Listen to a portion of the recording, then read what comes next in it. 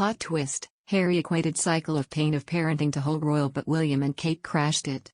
Kate, Duchess of Cambridge, and Prince William have smashed the cycle of pain Prince Harry referred to during a podcast when it comes to bringing up their children, according to a royal expert. Royal author Duncan Larcombe has described the Cambridges as a loving and united clan after the Duke and Duchess of Cambridge attended the matchup between England and Italy with their eldest son on Sunday, July 11, at Wembley Stadium.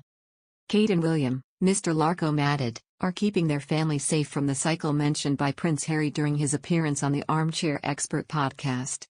The royal author told Fabulous Prince Harry claimed cold, unkind parenting has blighted the royal family for generations.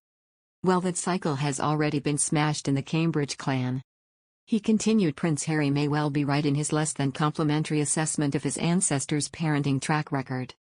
However, the Cambridges are a strong, loving and united clan, content in their own shoes and squeezing the best out of the hand they've been dealt. As rare glimpses of a future king go, the appearances at the Euros give a lot to be positive about the young boy who is one day destined to rule over us all. He will, if nothing else, grow up surrounded by his loving family and safe from the cycle which, according to Uncle Harry, blighted those who went before. Prince Harry says in May he was caught in a cycle of pain and suffering growing up as a member of the British royal family, speaking candidly about his father, Prince Charles, and comparing his upbringing to the Truman Show and being in a zoo. Opening up for the first time since he and his wife Meghan, Duchess of Sussex, spoke with Oprah Winfrey, Prince Harry condemned the parenting style that has been passed down through the royal family on the newest episode of Dax Shepard and Monica Padman's podcast, Armchair Expert, released Thursday. I don't think we should be pointing the finger or blaming anybody, but certainly, when it comes to parenting, if I've experienced some form of pain or suffering because of the pain or suffering that perhaps my father or my parents had suffered, I'm going to make sure I break that cycle so that I don't pass it on, he said. After saying parents should aim at breaking this cycle, the Duke of Sussex spoke about tracing back the similarities between his upbringing and Prince Charles's.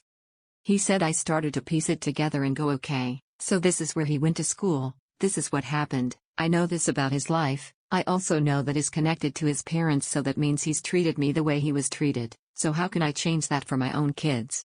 The Duke of Sussex compared growing up under the scrutiny of the UK press to both The Truman Show and being in a zoo. In the Jim Carrey movie, the main character is clueless to the fact that his entire life has actually been an elaborate reality TV show, in which everything he does is recorded and everyone he knows is acting.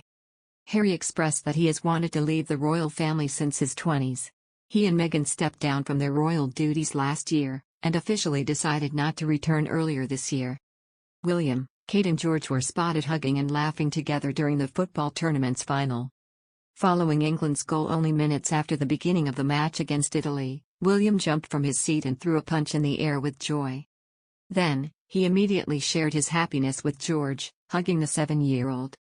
Similarly, Kate was spotted smiling while giving her son a big hug. Throughout the game, William was seen lowering down to George's height to speak to him, pointing at the pitch and possibly discussing the game.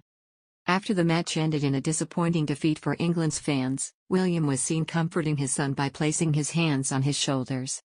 Mr. Larcombe said of the gesture, it wasn't for the cameras, it wasn't to prove some public point, it was an instinctive reaction from a father who loves his son. A father who is George's hero from all accounts, and was desperate to see the Wembley games by his side. George attended both the final and the round of 16 match between England and Germany. Prince George and his father wore nearly identical ensembles, donning navy suits with red, white, and blue ties. The 7-year-old prince wore a light blue button-up while William wore a crisp white shirt.